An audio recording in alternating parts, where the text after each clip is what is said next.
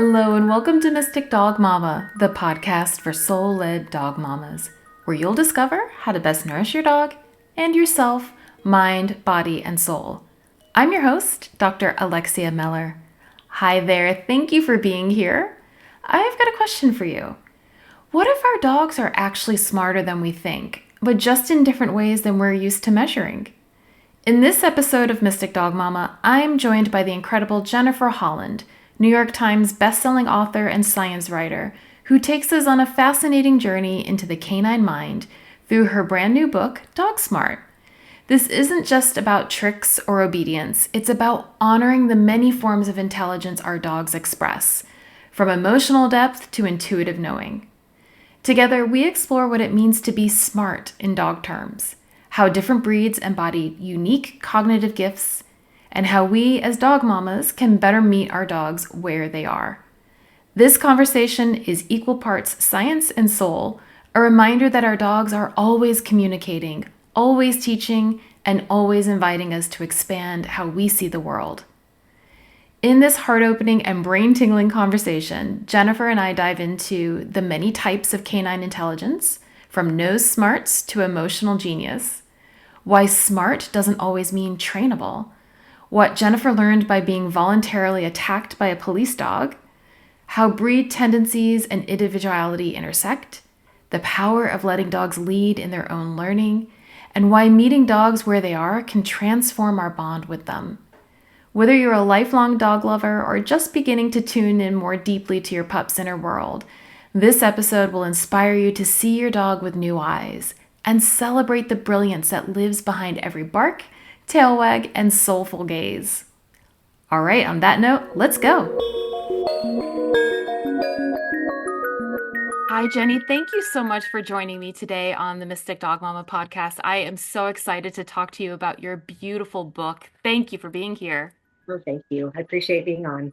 Oh, it's wonderful. I was just saying before we started recording that I know that this audience is really going to resonate with what you talk about in Dog Smart as far as getting a better understanding of our dogs from a number of different perspectives. And I love the way that you use storytelling to kind of touch on these different aspects of dogs, these different parts of our lives that dogs are operating in and playing such a crucial role, and how that ultimately asks us to question a lot about ourselves as well. So I'm dying to get into this with you. What kind of instigated you going down this route of investigating what is intelligence in dogs? Yeah. My a lot of my career has been really looking at animals out in the wild. So I was with National Geographic for a very long time, had wonderful experiences, chasing monkeys around and visiting Komodo dragons and all kinds of stuff. And it occurred to me more recently that, I haven't really investigated this animal that is the absolute closest to me, this thing that I absolutely adore. I assume that I know very well. I assume I know all about them. And, my first thought was, well, is there something new I can even say? Is there an approach that will be fresh to take? And I realized that there's always more to talk about with dogs because we want to know them so much and we have these relationships with them, but we don't really understand what it's like to be a dog in the way that I think we might wish we did.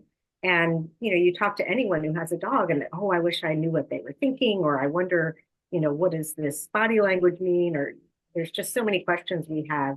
And I thought, what does it mean to be a dog, and what does it mean to be intelligent for a dog? There's so many different ways that you can look at what intelligence is. And if you kind of break that down and start thinking about what intelligence means, problem solving and thriving and adapting. And in that way, there's all different ways, that another animal can be seen as intelligent, whether olfactory intelligence, emotional intelligence, social intelligence. And it just sounded like kind of a fun way to break down some of the capabilities of dogs and how we can maybe rethink that a little bit, and it might change our relationship with them a little bit. Oh, definitely. And one of the things that's really resonant for me throughout the book is that you really challenge the way in which we as humans tend to prioritize our own way of experiencing the world and our own way of understanding intelligence, right? And so we are then judging and kind of grading everything else according to seeing ourselves as sort of the apex of intelligence. Yeah. And I love that you really challenge that. And one of the things I wanted to ask you is how did you from the kind of get-go decide the different types of people that you were going to ask, for example, and the kind of different sectors of people who are working with dogs in order to start that kind of investigation? And how did that inform the questions that you Mhm. even thought to ask around how do we understand dogs' intelligence? Yeah, great question. When I was first thinking about this, I reached out to a friend and colleague, Dr. Kat Warren, who wrote a lovely book, What the Dog Knows, about kind of olfactory. She works with cadaver dogs. I love that her name is Kat and she writes about dogs, and she said the most basic thing to me when we started talking about dog intelligence. And she said, well, if you want to know about dog intelligence, you need to start with intelligent dogs. And I thought, okay, that seems like a pretty obvious thing, but I hadn't really considered, well, what does that mean? How do you pick and choose the right approach? And I thought, well, if you think of intelligence partly as opportunity to shine, to really show off all of your capabilities, that would be working dogs, because working dogs get the most training, the most opportunity. They're sort of seen as the apex of all the dogs. And they're really a great mix. It's not all, we tend to think of working dogs as a particular breed or a particularly few breeds. And it's really, there's more and more types of working experiences that different breeds or mutts can do very, very well. And so my thinking was to try to find, who are the trainers of the seeing eye dogs, who's working with the military dogs, who trains those dogs. Let's think about the medical, the amazing medical stuff that dogs can do, the drugs and sniffing out, you know, bombs and bed bugs and all the crazy things that dogs can find. And then, of course, the scientists who, whether thinking about dogs kind of in a more social way and how they think, and then the people who are doing the lab science and are, put a dog in an MRI and watch what happens in the brain when they, are exposed to different things and see what does that tell us. So I'm kind of a generalist in that I wanted to touch everything, and I had to I had to reel myself in a little bit. But it just, the more I reached out to people, the more ideas I had for other people to talk to. So it became huge. But I think I managed to kind of cull it down to a reasonable collection of stories and between personal experiences and field experiences, and then, of course, the expert voices. It felt like a good mix to address this question. Mm-hmm. No, I love it. And you introduced me to a new term as well that I think I'm glad you put it at the very beginning of the book, which is Umwelt, Oh that yeah. that asked me as I was kind of reading, having that in the back of my mind as I was reading all of the different types of experiences that you had with dogs. And like you were saying, going to researchers, to people who are working in labs, police dogs, all this, I mean, a real variety of ways that we're engaging with dogs, but to kind of start to ask, like, how do we actually understand even these experiences from the dog's perspective? So, Umwelt being about understanding another animal's perceptions of the world. Yeah. And so Yeah. what is that telling us? And I wonder if you kind of are reflecting on your own experiences as you were going through this firsthand. What types, if you were to sort of step into the umwelt of these different dogs, what were some of the things that you feel are kind of most present for you that you think that we should know about, whether or not we're engaging with dogs directly in those sorts of contexts, but as you're kind of weaving this through, what did you start to gain from understanding the umwelt of these dogs?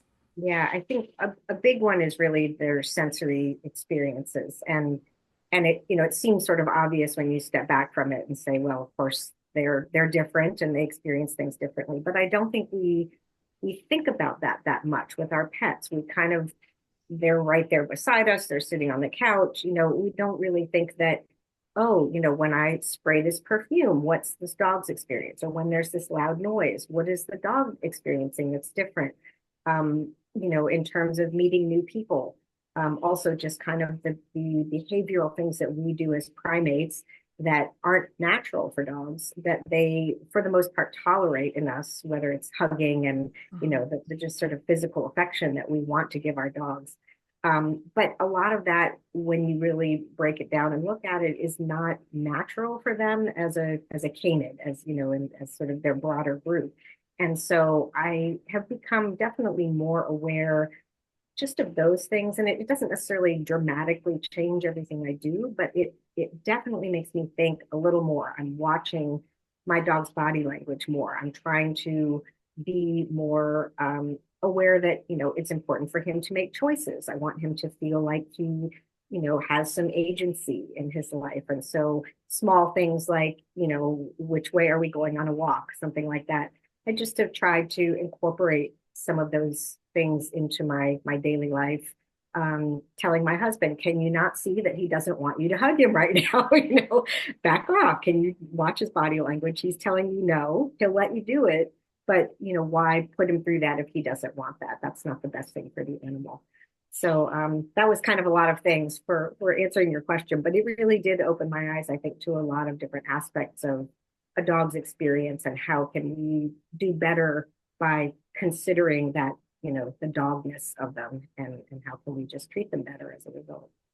Oh, I love that. I love that. And I think it's so true. Again, it sort of speaks to our, I would almost argue like an arrogant assumption that our way of engaging with the world is the only way to engage it, and how much we expect dogs to actually adapt to live in our world, and how little we are willing to do to really understand their world and their understanding of it. And you talk quite a bit in the book about going returning back to what you're talking about, the sort of sensory experiences of the world. And we are, as primates, we are visually oriented, and you can see that from like how our eyes are placed on our skulls and all that. That is how we primarily engage with the world and how we describe the world. But it's so different for dogs. I mean, Yeah. yes, they see, and they're predators, they have the front-facing eyes, all of that, but they really are navigating this whole other terrain through their noses. And I wondered if you could touch a little bit on that, because you have some really beautiful kind of descriptions of that in the book.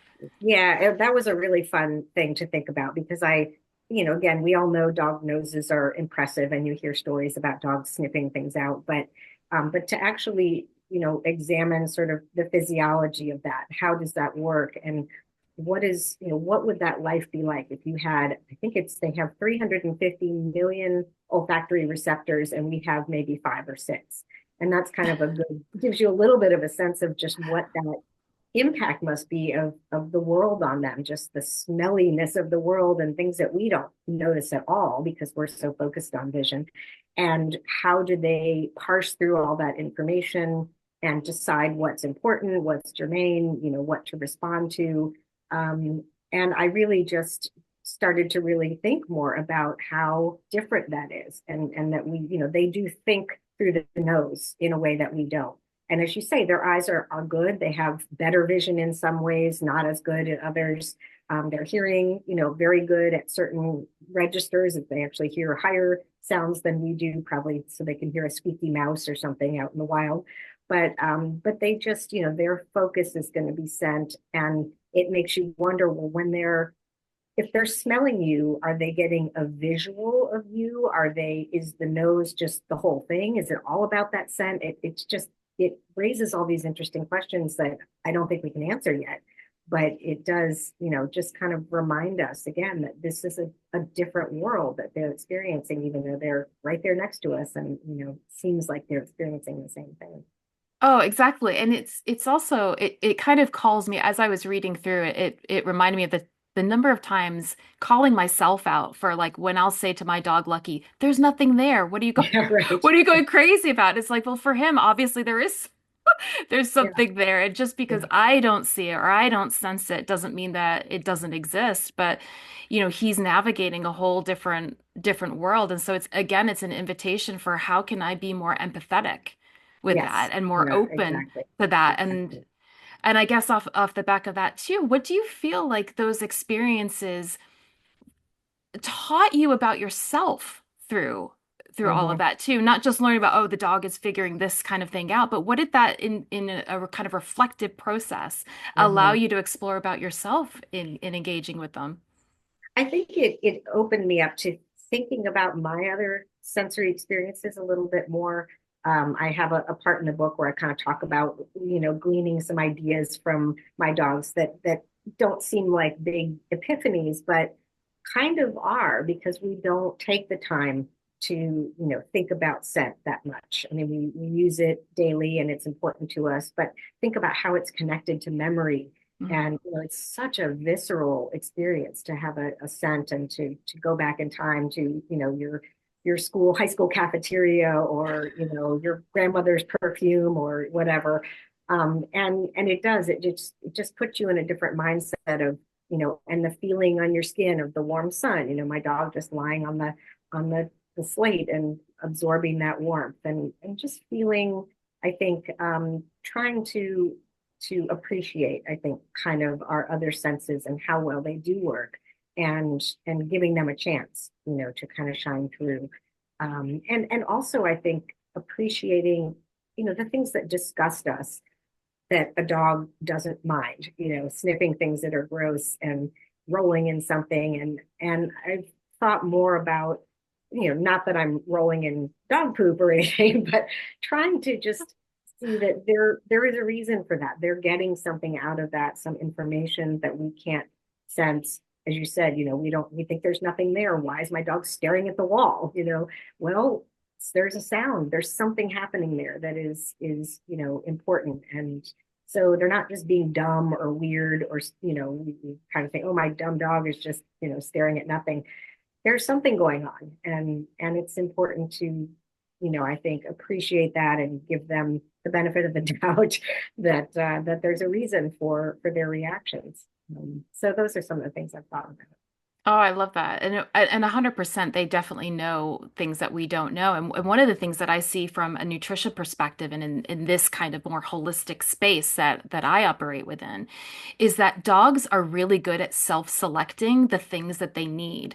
So they will self-select particular grasses. And if you become observant, if you become curious about exactly like you're saying, well, why are they sniffing this one grass? Or you'll notice they repeatedly go to the same kind of grass, for example, and they'll only nibble on certain ones. That they are drawn, whether that's actual scent, as in like olfactory fragrance, or that's a kind of a knowingness, almost like an energetic pull towards something that like, kind of like we have cravings for certain Mhm. foods when Yeah. our body is needing certain minerals. They have those same sorts of experiences, but I would argue in many respects they are so much more closely connected to their own knowing of that stuff, whereas we have become separated from that and we question that and Mhm.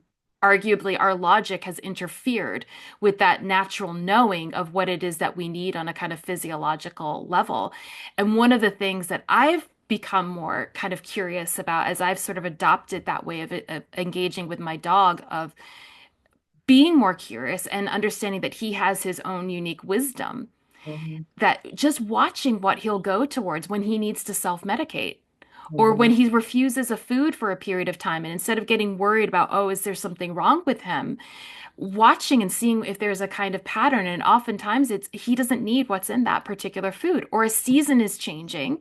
Yeah. And I'm tending to feed him more, say, warming proteins from a Chinese medicine perspective during the winter. And maybe actually now he needs a little bit more cooling proteins as we're Sure. starting to get warmer. And he knows how to regulate himself in a way that I've been disconnected from because we live in Sure. society.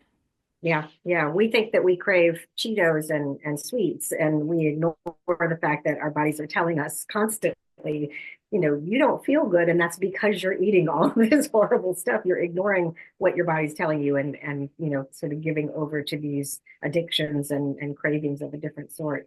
And yeah, I think you're right. Dogs are better at self-regulating that way for sure. We should be maybe out there chewing on some of the grass that they're eating.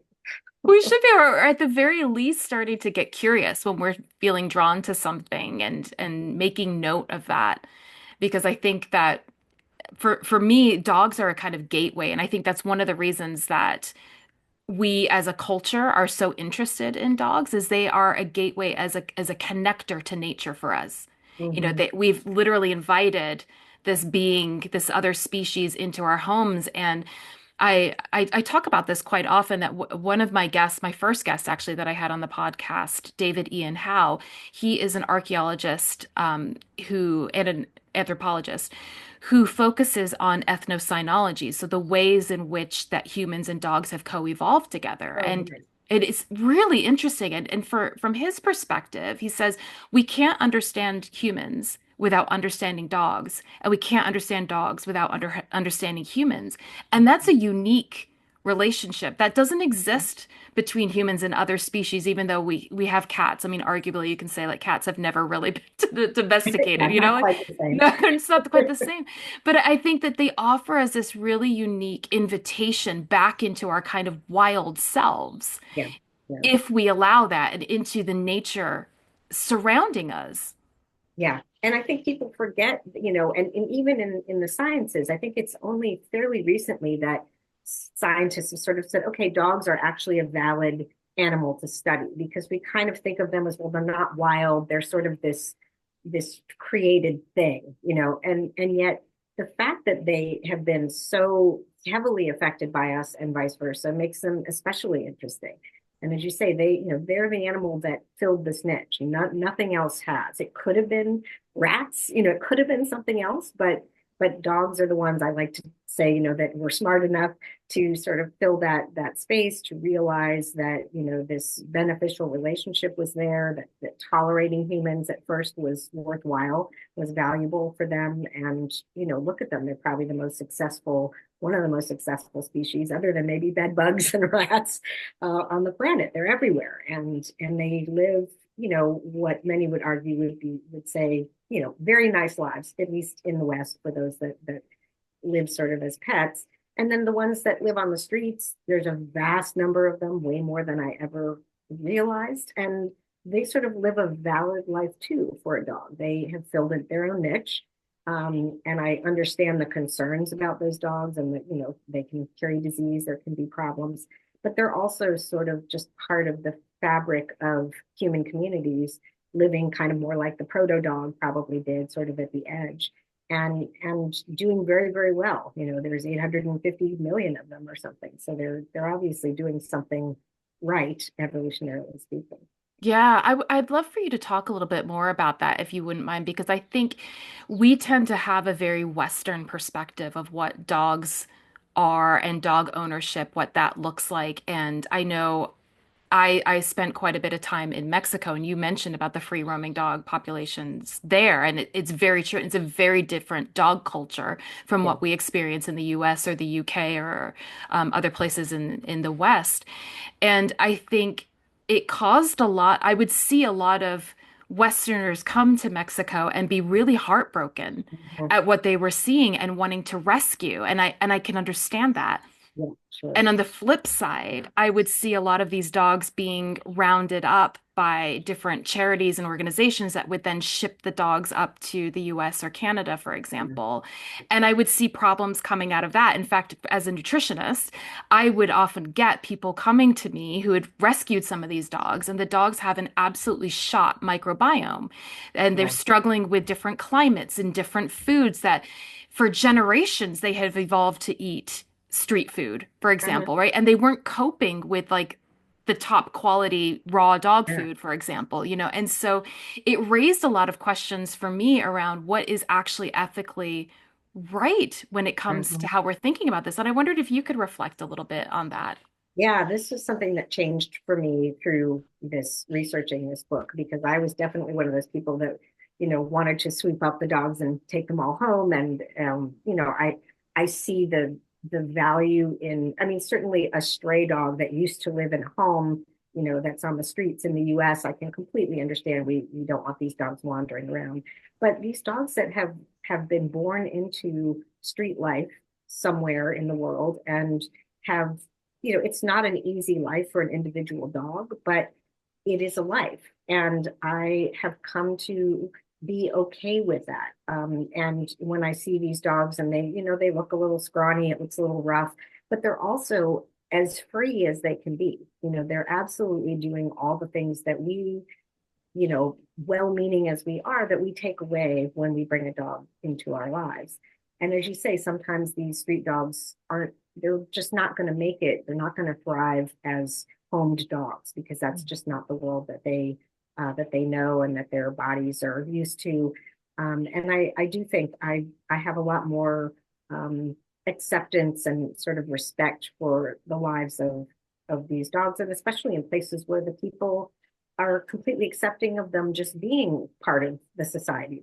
That's where they are, and people maybe throw some food to them and shoo them away from the restaurant, but it's not like we need to shoot these dogs or we need all these dogs to go away. It's just they are part of this, and that's the niche that they filled there, and there's nothing inherently wrong with that. Hmm. Yeah, I think it's such a complex topic because it really asks so many different questions that actually go beyond just dogs. And Mm-hmm. one of those questions, and I wondered if you would like to reflect on this too, is about how dogs and bringing, like you're saying, if we're rounding up street dogs that are have never been in a home, so that isn't their experience, and then expecting them to come into a home setting and then obviously expect them to adapt to that quite quickly. I wonder how that might make you think about the way in which dogs reflect back to us our own domestication and our Yeah. own captivity, in a sense. Interesting question. Yeah, I hadn't really thought that in that direction, but it does raise that question. I mean, we've sort of, in some ways, followed the same path, I guess you could say, in terms of the lives that early humans led compared with where we are now. I think most of us would say that we're better off, but it is a different life. It's a different life, and it's not a more valid life. It's not necessarily is it a better life? It's just different. Mhm. It's what you're used to. It's what you're born into and grow up into. And I think you see that even just traveling the world, and you see people who to us look like they're living, very, very basically, but you'll see someone out, sweeping in front of their very small, home, and they're proud of their space, and their kids are playing outside, and you don't get the sense that they're looking at you and saying, "Oh, I wish I were like you." And I don't know that we always accept that. We just assume that our lives are the right way, and that people who live, less with less, are doing it wrong. That they would want what we have, and maybe that's not always the case. Yeah.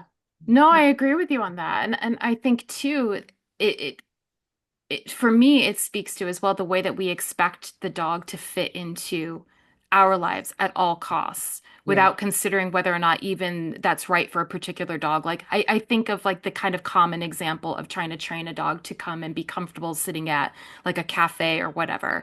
Mhm. When in reality, that is traumatic for most dogs. It's really only a few dogs that they comfortably enjoy that. A dog might learn to tolerate it, but that Yeah. doesn't necessarily mean that they enjoy it. But because that's our expectation, we want Yeah. to train that sort of experience for them. And I think that's part of the domestication thing that sticks for me as I've become more aware and as I was reading your book and thinking about some of these topics as well in my own relationship to dogs generally and what am I expecting of my dog. Mhm.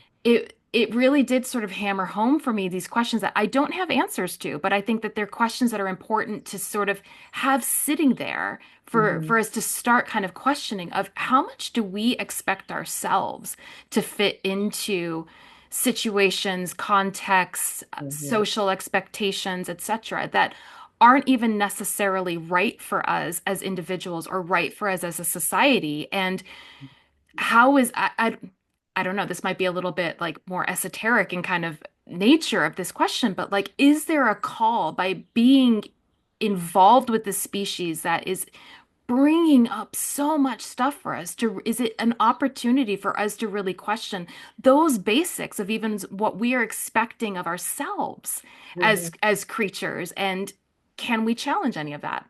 I don't know. Yeah, I love that. Sounds like another book. Yeah. Excellent questions. Yeah, yeah.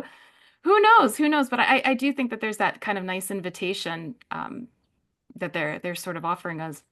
Yeah. But Yeah. I wonder too, because you reference some specific dogs throughout this book and some that had a really marked impact on your journey as you were going through this. I wondered if you wanted to pick any of them and kind of talk about some of them that have stood out for you and what the experience was with them and kind of now as well as you finished the book has been out there, how you are reflecting on those experiences a little bit differently now. Yeah, yeah. I mean, the main, of course, your own dogs are sort of a big muse when you're writing about dogs.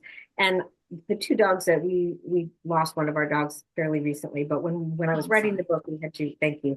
And we have, they had a very interesting relationship. It was that one of them we brought in, he had been a stray, and he came in and was really the alpha, and was a kind of a bully and a little bit difficult. And it took time for them to figure out their relationship. And over time, we really saw our other dog, how wise he was in managing this weird, scenario that he would be in with this dog that was kind of more.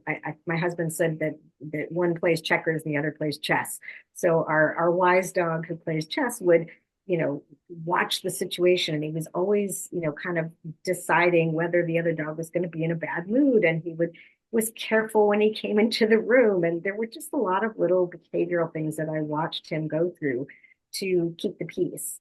And it was fun. And I tell a story in the book too of him kind of realizing that he had some control and he could trick the other dog into, for example, losing his spot on the bed by pretending there's someone at the door. There was kind of some fun little quirky things that certainly seemed like him thinking ahead and really figuring out, how can I get what I want?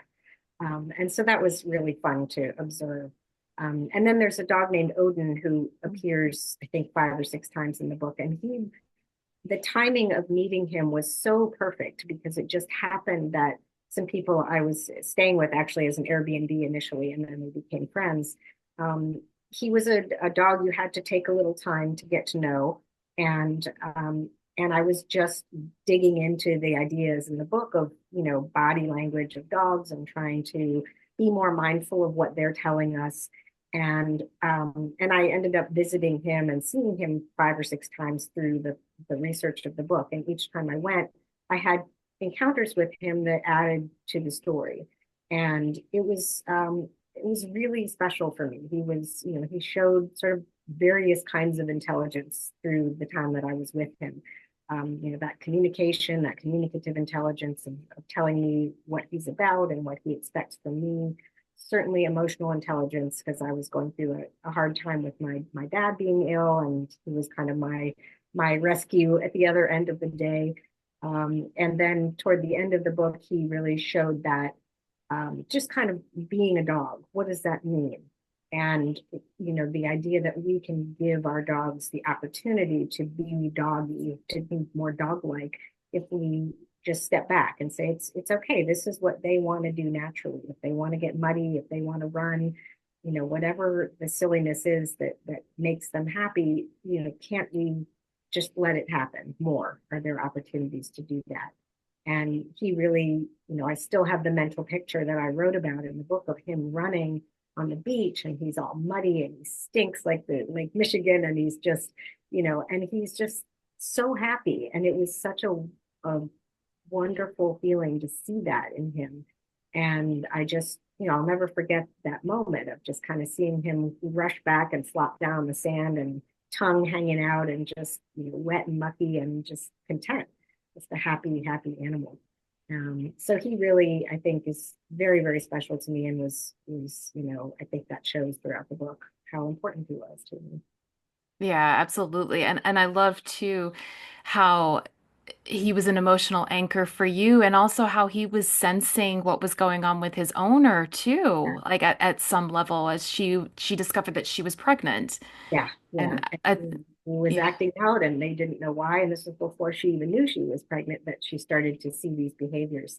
And then, yeah, we talked to, trainers and dog experts about it, and decided that, he seemed to sense this change in his owner, and Hmm. was having to grapple with it, in whatever way dogs do. Hmm.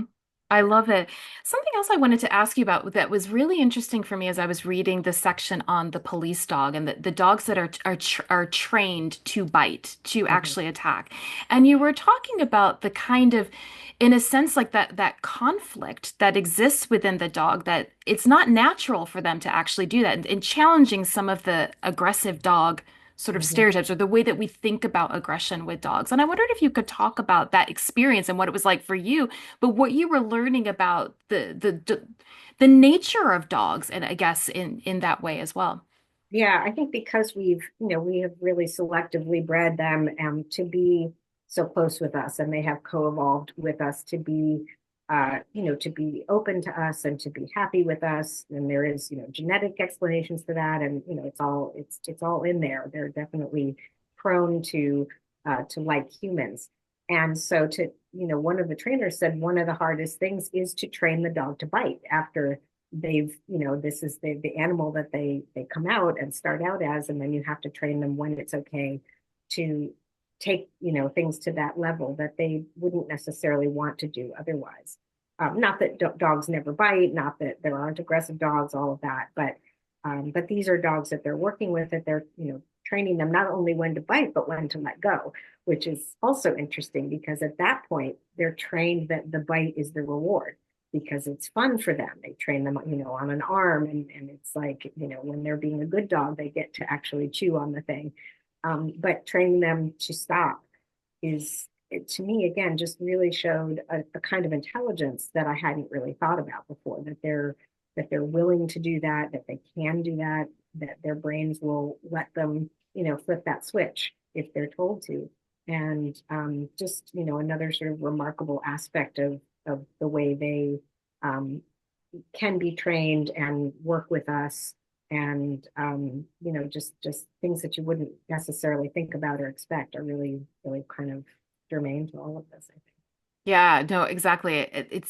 I found that part fascinating, and even the training experience of getting them into that full sort of prey drive mode and then a command to just stop it. It's like, I Yeah. mean, I don't know how many of us humans have that level of like willpower, right? Yeah, Like yeah. an And impulse it was, control. there was, as you mentioned, a conflict in me because I went through the experience of being on the other end of a police dog's bite, just because, reporter, you have to do it. And, you kind of, I'm a dog lover and the dog should know that. And I didn't, the fact that the dog was going to respond to that command and bite me and didn't care anything about how I felt about it and didn't see the good in me. I was not a Disney princess, and there was a weird kind of acceptance of, that this is what this dog is trained to do, and they're incredibly good at it. And how I feel about it is really not relevant. This is just, and it's amazing that they'll do it. It's amazing that they'll stop. And we just have to accept the different parts of a dog and their abilities, whether it's kind of the thing that makes us feel good. They're not gazing lovingly into our eyes at all times. There are other sides to them as well. Yeah, no, absolutely. I also, another section I really enjoyed, and I'd love to delve into this with you because it's something that I find for myself a little conflicting as well, is that idea of the whole buttons, the language buttons, and teaching dogs to quote unquote speak our Yeah. language with these buttons. And we tend to say that the dogs that are able to do this are so intelligent because they're communicating in our language. And I wondered if you could talk a little bit about that, of the process of that, what's actually going on, but also your thoughts around whether or not that reflects a level of intelligence, and also what that says about our kind of expectation that intelligence is demonstrated through being able to speak our language when clearly we have so many problems speaking their language. Very true. Yeah, and it's, I think when you look back at, if you look up smart dogs or most intelligent dog or whatever, you're going to come across these dogs like Chaser and other dogs that learned lots and lots of our words for things. And it's certainly a form of intelligence. I mean, it's amazing what some of these dogs can do, that they can go to a pile of toys and pick out the octopus, or, pick out a Mhm. specific thing. So I certainly see value in it just from that perspective, and also just from enrichment and fun and interacting with their person. But in terms of using, I think, for example, the buttons again, perfectly fine and fun and interactive, but you don't want to use that instead of learning your dog's language because it really does take away, yet another aspect of dogdom if we expect them to only do it our way. And we do all the time. We expect them to go out when we say and, to know what we're telling them to do and to respond to our commands.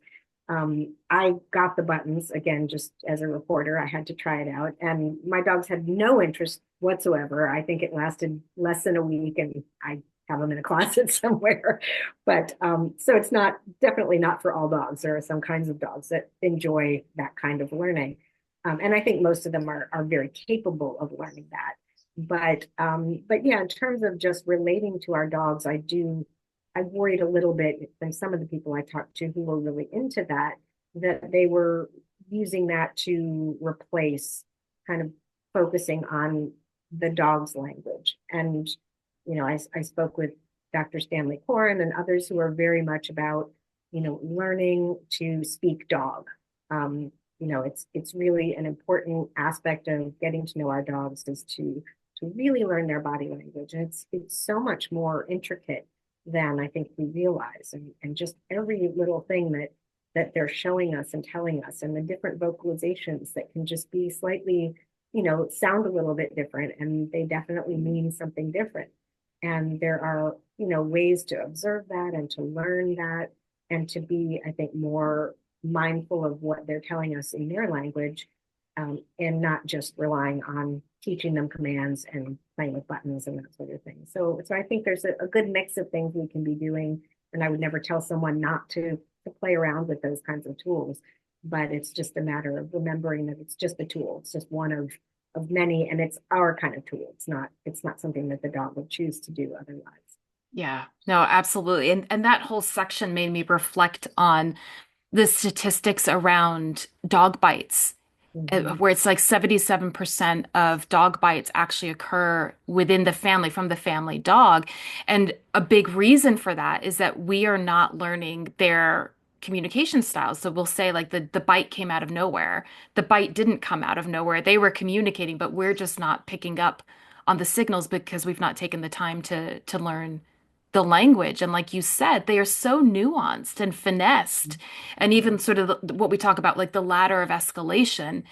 And the Mm-hmm. bite is the last resort. So there's been a lot of communication before then that we have ignored, that we've missed, just because we're not trained to look for it. Yeah, and it can happen over time. It's not necessarily all at once, too. If you're paying attention over time, you're going to get more of a sense of, how your dog maybe reached that point. But yeah, it's remarkable. One of my sources he was an ex-policeman, and he works with dogs that are going to be hard to rehabilitate, but he works to try to. A lot of them are bite cases, and he wrote a handbook for police to use to try to de-escalate when they go into a home so that they don't have to shoot a dog, that's coming Right. toward them, that kind of thing. There's so much that happens if we're not, more fluent in their language, and negative things that happen to us with bites and to the dogs with, having dogs put down, that certainly were just doing what was natural for them and what made sense to them at the time. So yeah, I think the more we can read them better and then actually respond appropriately, not just, oh, he's just, yeah, he doesn't want to be hugged right now, but he'll be okay. He doesn't really mind.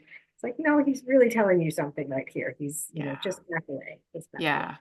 Absolutely. I mean, speaking as a Chihuahua owner, when I see all of these videos online of like angry Oh, Chihuahuas, yeah, yeah, and being put in situations just for the fun of it, just to kind of make a meme or whatever. And you just think when you understand the body language and you understand what's actually going on, it's so distressing to see yeah, those things because especially small dogs, that the whole world is bigger than them. And that's right. part of why they react in that kind of way is because everything is a threat to them. Mhm. So when they're screaming out saying like, I'm not comfortable with this, and we're just sort of, making it into a meme, that's really Yeah. hard to watch. Yeah, yeah, I can appreciate that because I think for those of us who don't have chihuahuas, that's what we think of when we think of chihuahuas is that because that's all you ever see are the funny, funny videos of yeah, people making them shriek and scream and bark and show their teeth. And it's like they're actually not having a good time, they're not enjoying that. Exactly. Exactly. And it's something else with communication with dogs that I thought was interesting that you brought up as a really good reminder. And it kind of it struck a chord with me in terms of questions that I've been asking about the ethics of breeding dogs and what that looks like now, especially when we're breeding dogs with a variety of different health challenges, etc. But you had talked about and you had this experience with your family dog, Gretel, I believe was her Yeah, name, yeah, around like tail docking, for example, yeah. for often Mhm. for aesthetics or because that's what we've done with a breed. But in doing something like that, we're also really hindering the dog's natural ability to communicate and ostensibly putting them at risk in other dog on dog situations because we've taken away their natural tools, even as well as the fact that it's like it's an amputation, it's all of those sorts Right. of things. Yeah. And I wondered if you wanted to talk a little bit about your thoughts on that. Yeah, I think from a young age, if someone had said we do this to that kind of dog, I would have said, "Oh, that's terrible. You shouldn't do that." But it never occurred to me really to think about it in terms of part of their communication, and especially now that I understand a little bit more about tail communication and Hmm. I mean, the language of the tail is so detailed. And we used to giggle and laugh because Gretel was a Weimaraner, and so she had that little teeny tail, but and we never had an incident with that, but it does make you wonder, like, what if we're at a dog park and Yeah. that's the tail that they have? What are they missing out on? What are other dogs missing in that communication because they can't put that tail into the quadrant that they want it in, or put it between their legs, or whatever they're trying to say with the tail? That kind of goes away, that ability. And Yeah. then, yeah, the docking of the ears, of course. I mean, it all seems kind of cruel to do things like that for just for looks. And so I certainly don't think that any of that is necessary. And I wish that we could go to a time when dogs just look like what they look like, and we're not trying to, fashion them into a particular thing. Hopefully that will go away eventually. Mm. Yeah. And I wonder too, as you have had the opportunity to speak with all of these different experts across various aspects of the field of working with dogs and studying dogs, now that you've had a little bit of time away from it and an opportunity to reflect, what other areas of research do you feel like we would benefit from looking at dogs in new ways? Was there something that kind of question of like what further research could be done? Is there anything that kind of stands out to you about where you think the research with dogs would benefit going next, both in terms of how they dogs and humans, but also understanding dogs themselves better? Yeah, yeah. I think the things that they're doing more of now is a great direction. I mean, there's more and more big studies, where every people can participate, and you can fill out forms and get your own dog as part of these big studies at these different universities. And I think that is good for dogs, but also I think it's good to engage with people about their dogs because it makes them think more about whatever the question is that's Mm, being answered. It makes them maybe more interested in the science, more interested in what behaviors are telling them, that sort of thing. And I think we have a lot to learn still about, for example, about olfaction and how, um, you know, according to the people I visited, we don't really even have a tool that's sensitive enough to know how sensitive the dog's nose is. And so the more we can dig into that and understand, the more we can understand how how they're reacting because of that. How's that impacting their experience, their reactions, their behavior, and all the things they're capable of. We haven't really found things yet that they can't be taught to sniff. And there's so many ways that I think we can make use of that knowledge, whether by creating our own versions of a dog nose rather than actually using dogs. But I think, dogs do, for the most part, they enjoy being engaged with and working. And a lot of the dogs that are parts of these studies, I think it's good for them, in addition to teaching us a lot about what they're capable of, and how we can how we can, I hate the word use them. I mm, like to think it goes both ways, but ways that we can, enhance that relationship that we have with them in ways that benefits both, not hmm. just us, but also the dogs. Yeah, because I'm curious too about how like flipping that sense of researching. what does that teach us about how we can better support them to be their full dogginess, Exactly. you know? Yeah, that too. And I think things like, you know, better understanding things like the idea of, what happens when we have a working dog that is working with someone with, emotional problems. How much is the dog taking in of that, and how is that affecting them? And there's been very little. I mean, I found, I think, one student who was working on that when I was researching it, to look at how that's, raising their cortisol and Yeah. making them stressed out, and Yeah. the importance of giving them breaks from that, giving them, the opposite experience, bringing joy back to them, because they do tend to take in a lot of the negativity that we walk around with. And I think it's really important to appreciate that and to make sure that we're not overloading them with that, if they're helping us out. Yeah, 100%. One of the things that I do within my practice, I also am a Reiki master and I do animal communication. And it is amazing the number of times there will be a correlation between something that's happened to the owner and something that's happened to the dog, whether that be trauma or that Mhm. even be a physical experience where the dog starts to like limp, for example, when the owner is hurt Oh, wow. their arm or their leg or something like that. So they definitely do take it on and they mirror us in Mhm. so many different ways that I think you're right to kind of raise the issue of us accepting that there's a level of responsibility that we need to accept Mhm. and look at how we best support them when and give them a chance to offload some of this Yeah. stuff as Yeah. well in a variety of different ways, including things like you had mentioned in the book, ways that we can help them to be or allow them, facilitate them to be more doggies, stuff that I recommend all the time to clients and to listeners, like things like sniffing and the Uh-huh. things that they are designed to do, giving them opportunities to shake things off, all of that kind of stuff. Yeah. Yeah. Yeah. No, it's so important. But I wondered on that kind of that topic of what it means to be doggy, right? And what dog intelligence really is and the number of ways that you've described their intelligence. What has that taught you as a kind of flip side? What has that taught you about what it means to be human? Mm. I think, one thing that I've pulled from it, I think, is the appreciation that intelligence in humans is not all one thing either.